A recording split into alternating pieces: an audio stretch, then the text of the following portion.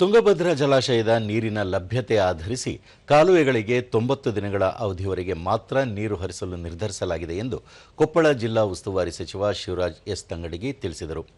ಮುನಿರಾಬಾದ್ನಲ್ಲಿ ನಿನ್ನೆ ನಡೆದ 126ನೇ ನೀರಾವರಿ ಸಲಹಾ ಸಮಿತಿ ಸಭೆ ಬಳಿಕ ಸಭೆಯ ನಿರ್ಣಯದ ಬಗ್ಗೆ ಸಚಿವರು ಮಾಹಿತಿ ನೀಡಿದರು. ಈ ವೇಳೆ ಸಚಿವ ಬಿ ನಾಗೇಂದ್ರ, ಕಾಡಾ ಅಧ್ಯಕ್ಷ ಹಸನ್ ಸಾಬ್ ನಬಿಸಾಬ್ ದೋಟಿಹಾಳ ಸೇರಿದಂತೆ ಮತ್ತಿತರರು ಉಪಸ್ಥಿತರಿದ್ದರು.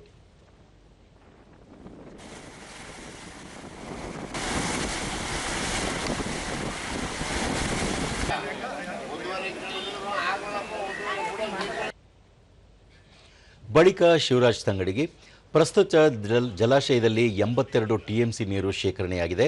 ಮುಂದಿನ ದಿನಗಳಲ್ಲಿ ಇನ್ನೂ 10 ಟಿಎಂಸಿ ನೀರು ಸಂಗ್ರಹವಾಗುವ ನಿರೀಕ್ಷೆ ಇದೆ.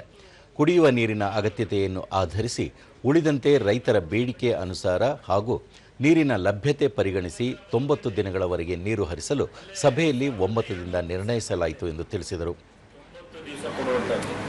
ತುಂಗಭದ್ರಾ ಬಲದಂಡೆ ಕೆಳಮಟ್ಟದ ಕಾಲುವೆಗೆ ಅಲ್ಲಿ 90 ದಿವಸ 650 ಕ್ಯೂಸೆಕ್ಸ್ ಮತ್ತು ರಾಯಬಸವಣ್ಣ ಅಲ್ಲಿ 90 ದಿವಸ 180 ಕ್ಯೂಸೆಕ್ಸ್.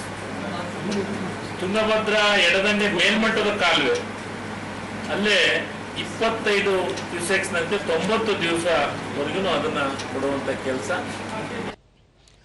ಬಳಿಕ ದೂರದರ್ಶನದೊಂದಿಗೆ ಹಸನ್ ಸಾಬ್ ನಬಿಸಾಬ್ ದೋಟಿಹಾಳ, ಎಡ ಹಾಗೂ ಬಲದಂಡೆ ಕಾಲುವೆಗಳಿಗೆ ನೀರು ಹರಿಸುವ ನಿರ್ಣಯ ಕೈಗೊಳ್ಳಲಾಗಿದೆ. ಒಂದು ಬೆಳೆಗಾದರೂ ನೀರು ಹರಿಸುತ್ತಿರುವುದು ಸಂತಸದ ಸಂಗತಿ ಎಂದರು. ನಮ್ಮ ಸರ್ಕಾರದಲ್ಲಿ ಸಿದ್ದರಾಮಯ್ಯನವರು ಡಿ.ಕೆ. ಶಿವಕುಮಾರ್ ಆಸಕ್ತಿಯಿಂದ ಡ್ಯಾಮಿನ 33 ಗೇಟ್ಗಳನ್ನು ಕೂಡ ಅಳವಡಿಸಿಕೊಟ್ಟಿದ್ದಾರೆ.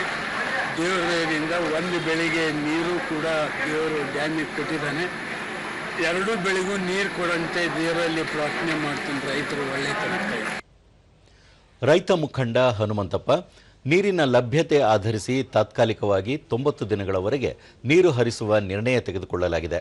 ನೀರಿನ ಪೂರೈಕೆಗೆ ಅನುಗುಣವಾಗಿ ರೈತರು ಬೆಳೆ ಬೆಳೆಯುವುದು ಹೆಚ್ಚು ಸೂಕ್ತ ಎಂದು ಹೇಳಿದರು. ಅದಕ್ಕೆ ಅದೇ ರೀತಿ ನಮಗೆ ನವೆಂಬರ್ನಲ್ಲಿ ನೀರು ಬಂತು ಅಂದ್ರೆ ಇನ್ನು ಮಳೆಗಾಲ, ಹಿಂಗಾರು ಮಳೆಗಾಲ ಇದೆ. ಹಂಗಾಗಿ ಎಲ್ಲ ಬೇಡಿಕೆ ಹೇಳಿದ್ನಲ್ಲ, 120 ದಿವಸಕ್ಕೆ ನೀರು ಬಿಡಬೇಕು, ಇವತ್ತೇ ಬಿಡಬೇಕು ಅನ್ನೋದು ನೀರಿನ ಲೆಕ್ಕಾಚಾರದ ಆಧರಿಸಿ ಆಯಾ ಕಾಲುವೆಗಳಿಗೆ ಬಿಡಬೇಕು. ರೈತ ಶ್ರೀನಿವಾಸ ರೆಡ್ಡಿ, ಕಾಲುವೆಗಳಿಗೆ ನೀರು ಹರಿಸುತ್ತಿರುವುದರಿಂದ ರೈತರಿಗೆ ಅನುಕೂಲವಾಗಿದೆ ಎಂದರು.